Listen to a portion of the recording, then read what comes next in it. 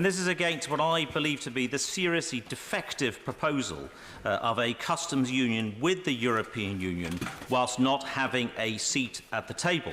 Now, I have to say, Mr. Speaker, I've given this question a great deal of consideration over the last almost 3 years, particularly my 2 years spent at the Department for International Trade in charge of trade policy.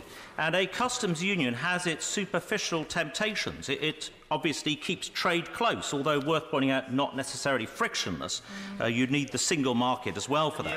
It avoids having to agree to free movement, and it may not need financial contributions, and clearly is likely to provide short-term relief for industrial supply chains. But, Mr. Speaker, it would be a historic mistake to do this.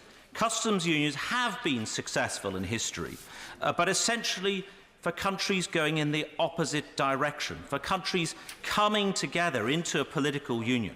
If you look at the history of the Zollverein in Germany in the 19th century, that was all part of the process of German unification. If you look at the partial customs union in the name of the European Coal and Steel Community in 1947 or 49, I forget which was a partial customs union as a precursor to the EEC and the Treaty of Rome.